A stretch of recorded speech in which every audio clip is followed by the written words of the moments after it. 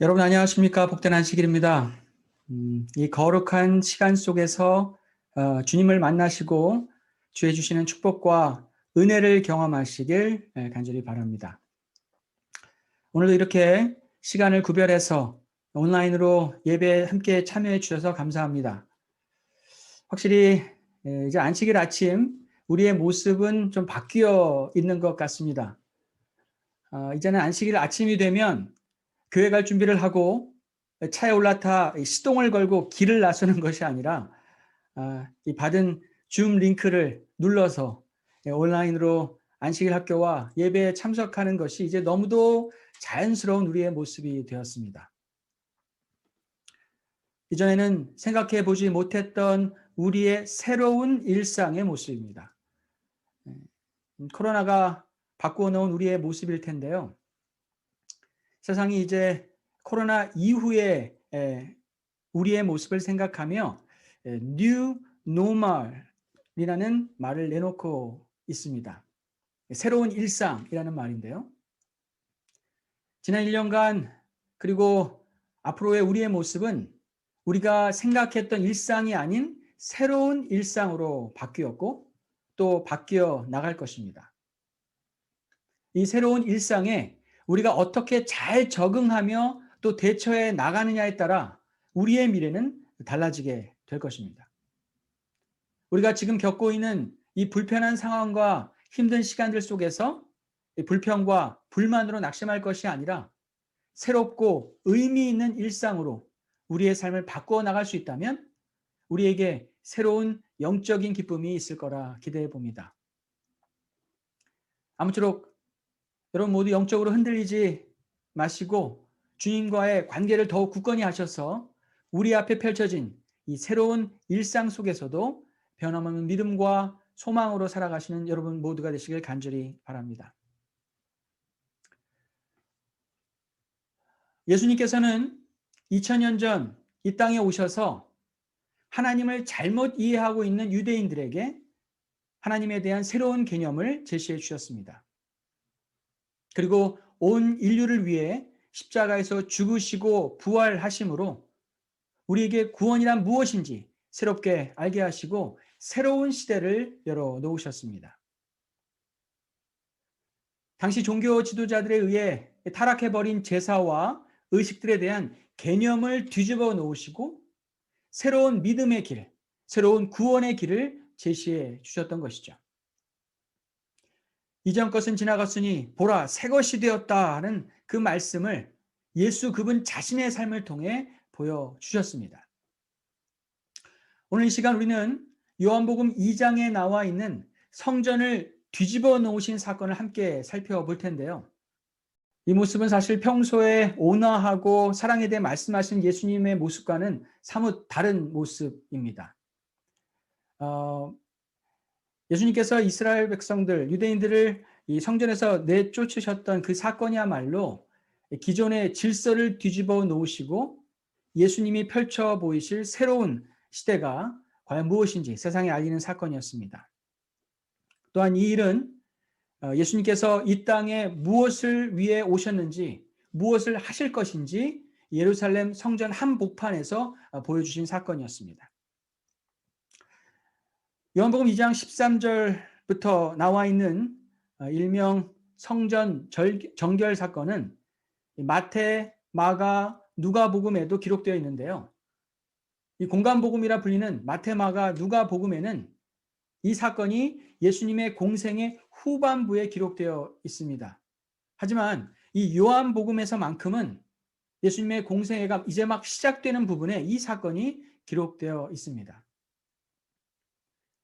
신학자들의 의견에 따라 어떤 사람들은 예수님의 이 성전 정결 사건이 공생의 초반과 후반부에 두 번 있었다라고 주장하는 사람들도 있고 공생의 후반부에 한 번밖에 없었다라고 주장하는 사람들도 있습니다. 어찌되었든 간에 요한복음을 기록한 이 요한은 예수님의 성전 정결 사건을 이 앞부분에 기록해 놓게 되었는데요. 그것에는 분명한 요한의 의도가 있어 보입니다. 이 성전 정결 사건을 통해 요한이 강조하고 싶은 것은 하나님의 아들 예수 그리스도가 정말 누구이신지 분명히 알려주는 것입니다. 당시 온 세상에서부터 모인 유대인들과 종교 지도자들이 함께 모여 있는 곳에서 예수님은 하나님의 아들로 오셔서 이제 곧 죽으실 것을 선포하고 있었던 것입니다. 요한복음 2장 13절부터 살펴보겠습니다. 유대인의 유월절이 가까운지라 예수께서 예루살렘으로 올라가셨더니. 유대인의 유월절이라고 기록하고 있습니다.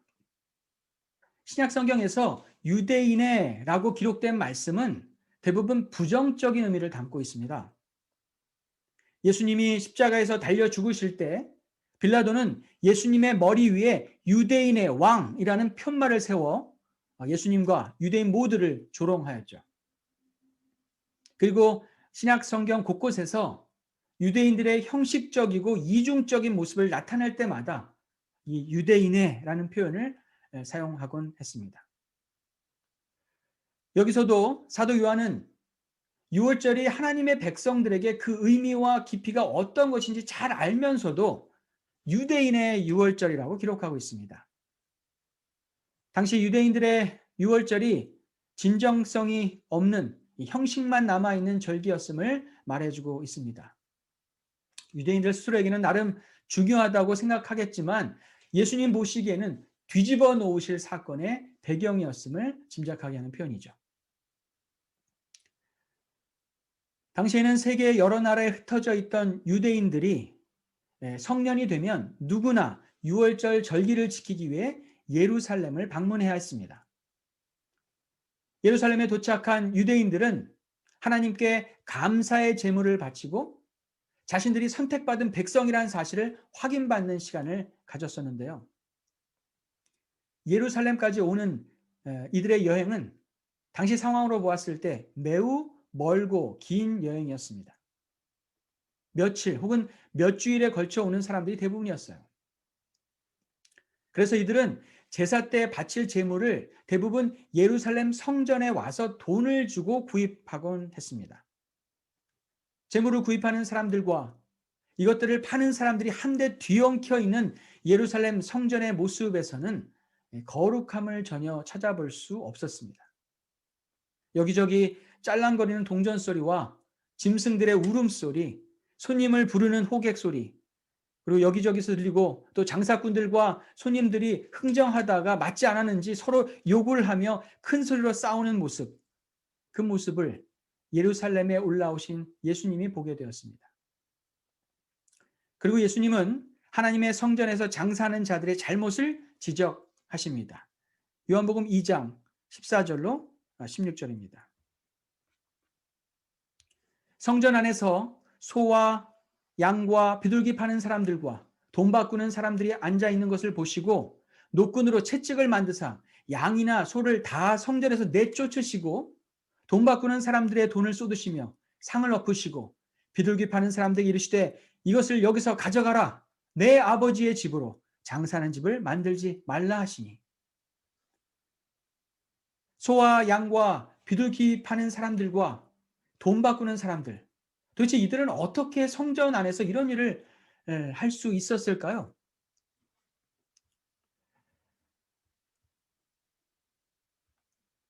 지금 보시는 그림은 예수님 당시 헤롯이 지은 성전인데요. 이 가운데에는 성소와 제사장의 뜰이 있습니다. 그런데 당시의 여인들과 이방인들은 이 제사장의 뜰에는 들어올 수 없었습니다. 그래서 보시는 것처럼 여인의 뜰과 이방인의 뜰이 따로 있었습니다. 바로 성전 안, 이 이방인의 뜰에서 재물을 사고 파는 장사가 이루어졌던 것입니다. 멀리서부터 재물이 될 짐승을 가져오지 못한 유대인들이 재물을 구입할 수 있었던 곳은 사실 원래 성전 밖이었습니다. 그러나 재물을 사고 파는 과정에서 얻는 이익이 매우 컸기 때문에 제사장의 무리들과 이 기득권 세력들이 이 장사하는 곳을 성전 안으로 끌고 들어온 것입니다. 하나님을 위한 것도 아니고 제사를 드리기 위해 온 사람들을 위해서도 아닌 당시 종교 지도자들의 허락하에 그들의 물질적 이익을 위해 이런 일을 감행했던 것입니다. 당시에 바리새인들과 사두개인들이 중심이 된 산헤드린 회의에서 이 시장을 주관하고 있었습니다.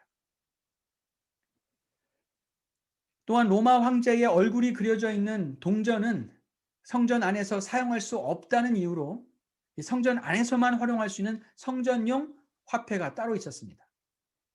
그런데 이 동전은 은으로 만들었다고 하지만 은의 함량이 극히 적어서 그 가치가 형편없는 동전이었습니다.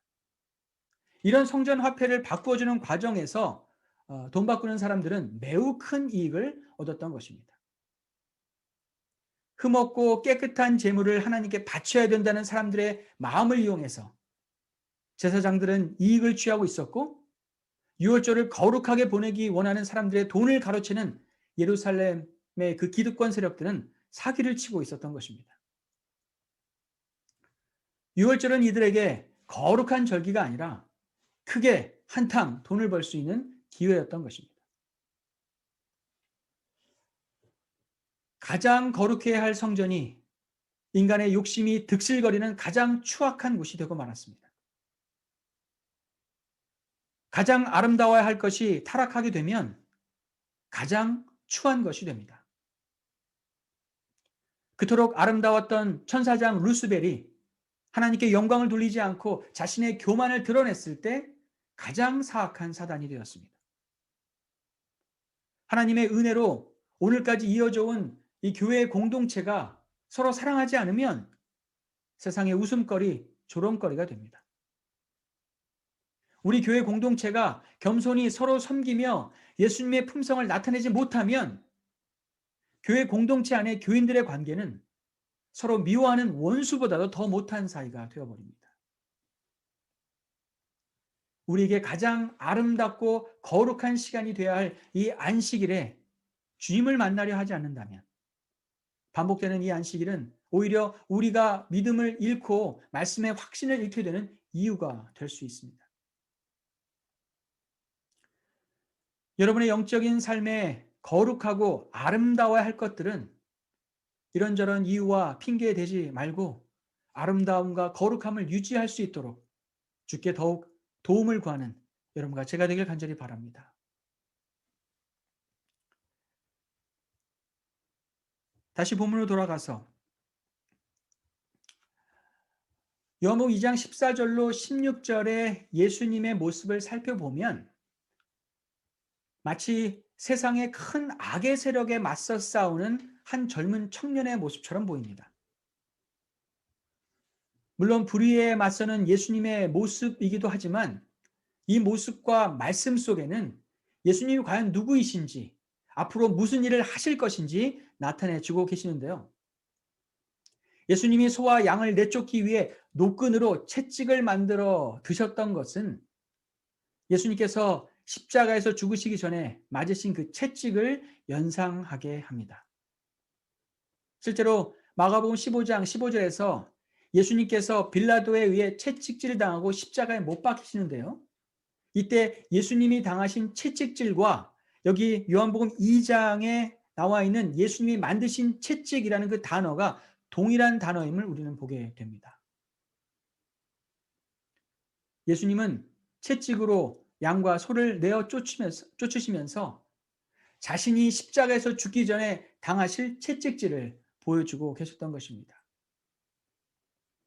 온 인류를 위해 희생 제물이 되어 채찍 맞으실 예수님의 모습을 사도 요한은 이 사건 속에서 분명히 이해하고 있었던 것입니다.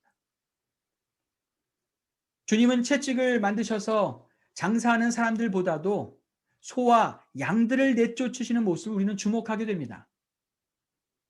이 모습은 마치 이제 진짜 희생 제물이신 예수님이 오셨으니 예수님의 희생의 그림자였던 소와 양떼를 쫓아내는 모습으로 보입니다. 예수님은 지금 당신이 당하실 십자가 희생을 온 유대인들 앞에서 보여주고 있는 것입니다. 그리고 주님은 큰 소리로 말씀하시죠. 내 아버지의 집으로 장사하는 집을 만들지 말라. 이 성전이 누구의 집이라고 말씀하고 있습니까? 내 아버지의 집이라고. 예수님은 그의 공생애 중에 하나님을 자신의 아버지로 부르심으로 예수님과 하나님과의 특별한 관계를 늘 나타내 보이셨습니다. 예수님은 여기서도 성전을 내 아버지의 집이라고 말씀하시면서 자신이 하나님의 아들이며 메시아이심을 분명하게 밝히고 있는 것입니다.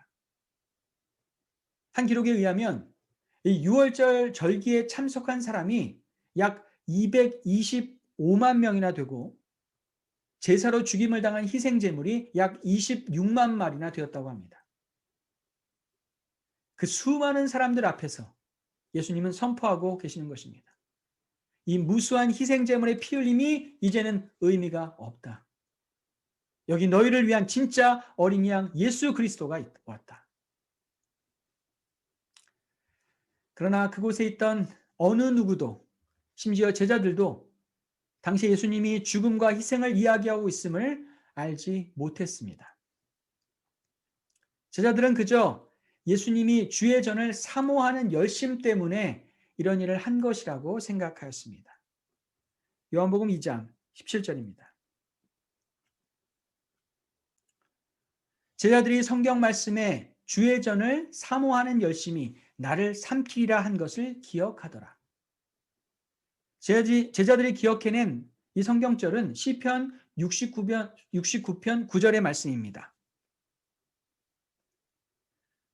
주님의 집에 쏟은 내 열정이 내 안에서 불처럼 타고 있습니다. 그러나 주님을 모욕하는 자들의 모욕이 나에게로 쏟아집니다.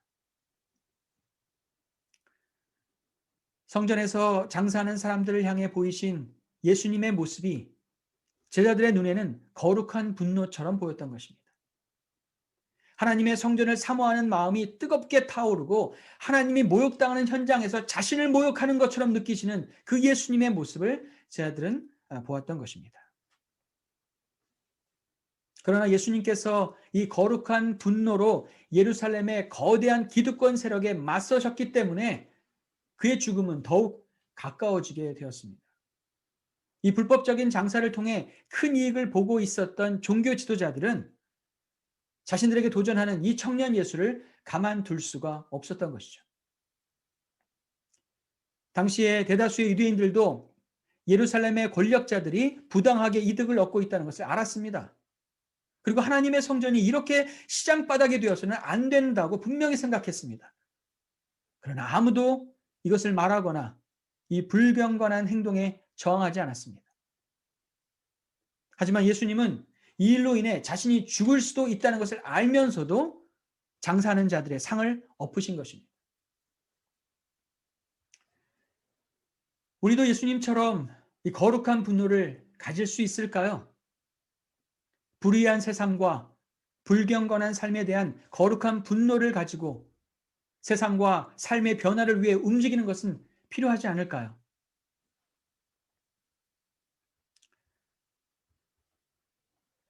2차 세계대전 당시 히틀러 체제에 저항하던 덴마크 목사인 카스 뭉크는 이렇게 이야기합니다.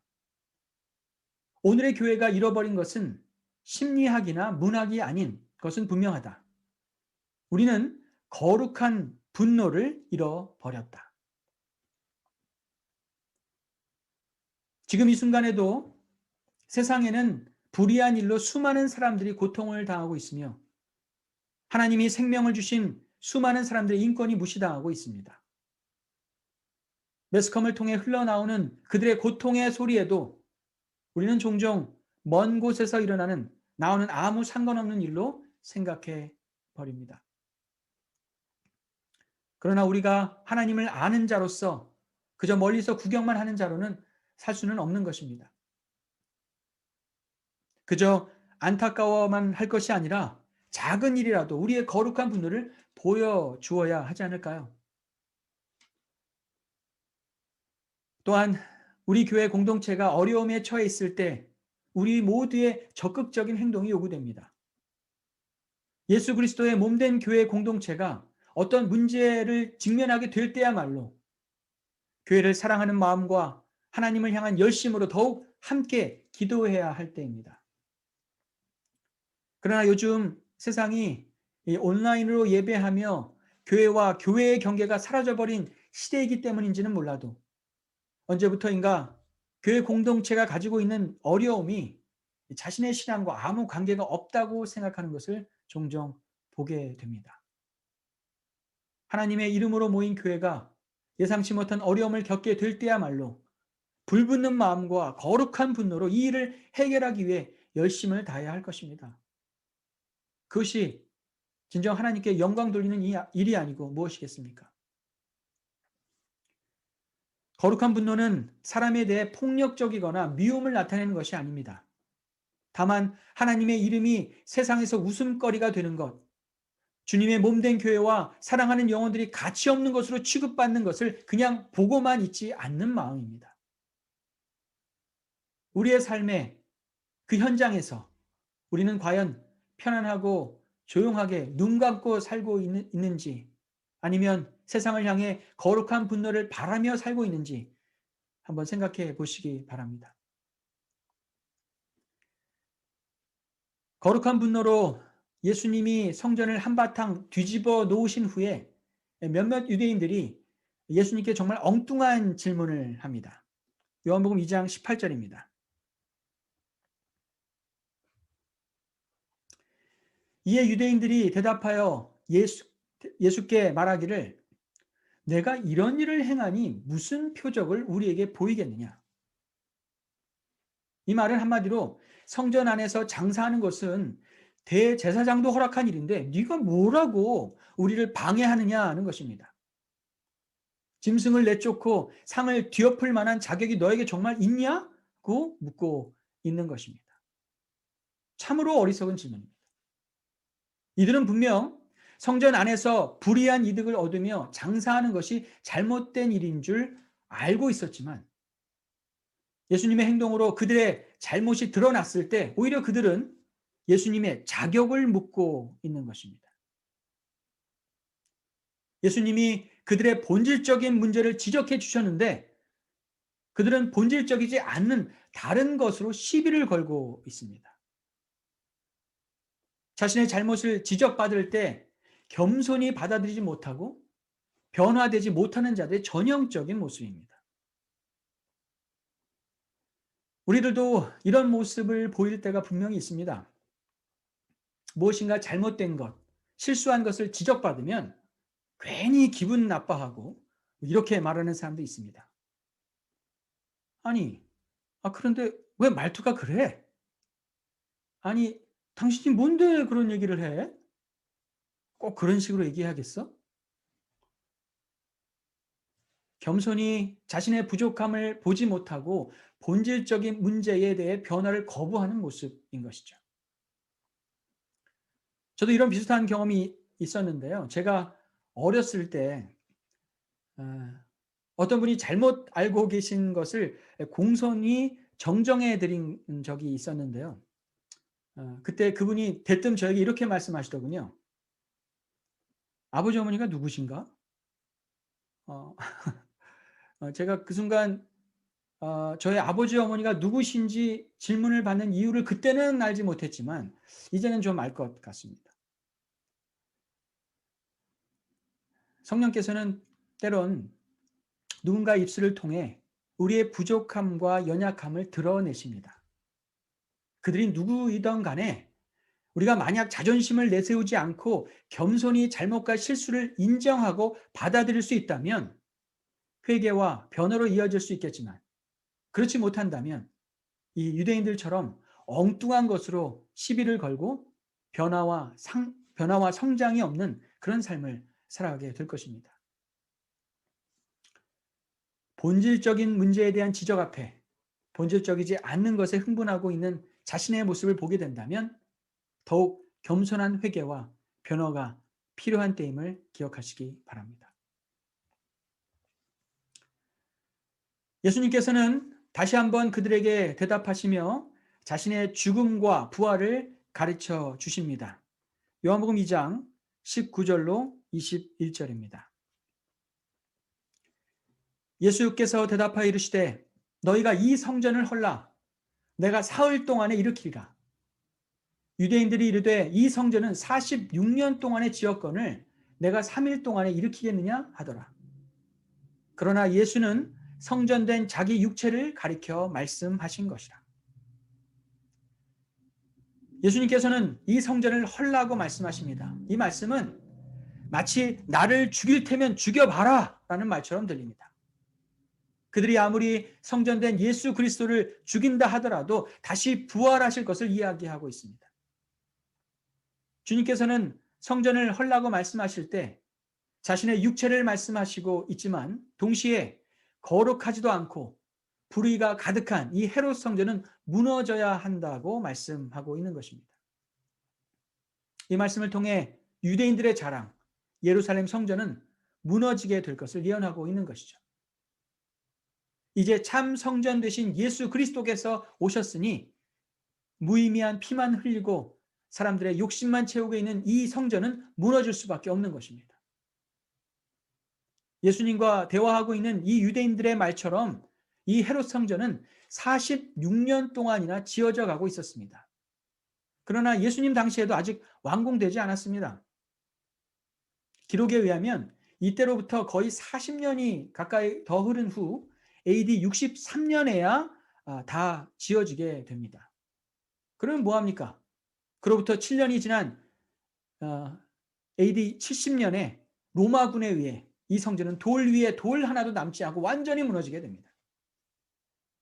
참 성전 되신 예수님을 깨닫지 못하고 믿지 못한 자들은 한낱 건물에 불과한 이 성전에서 의미 없는 짐승의 피를 흘리다가 성전과 함께 멸망하게 된 것입니다.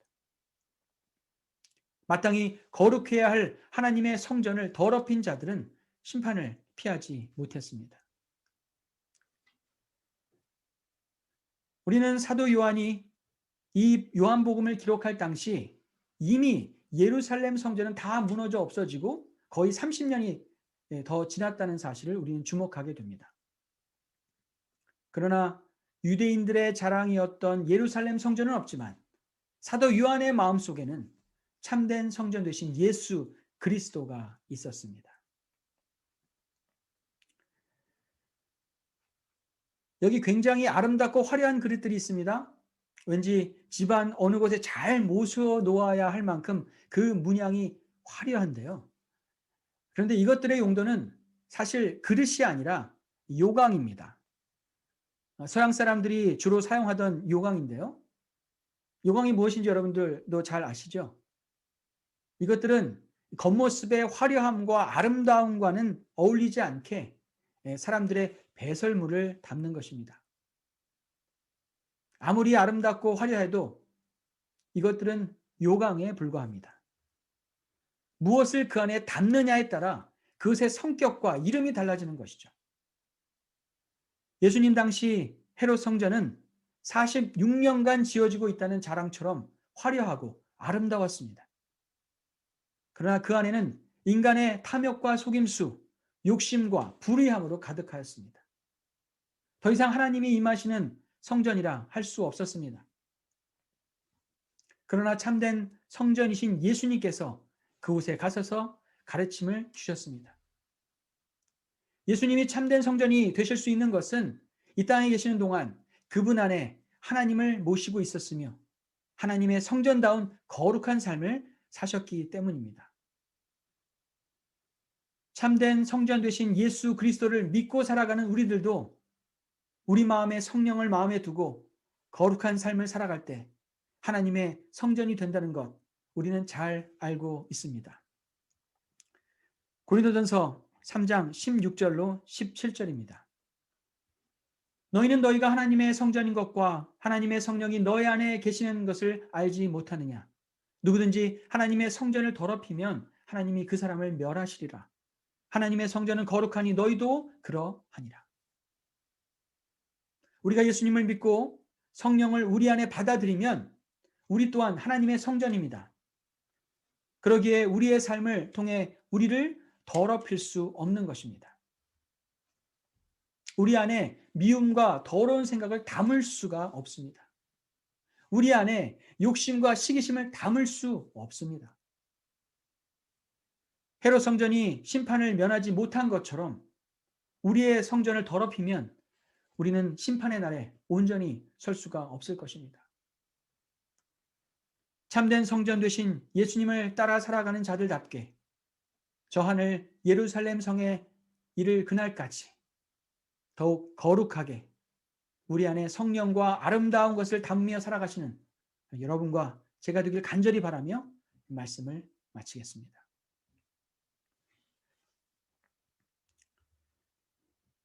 다 함께 기도하시겠습니다.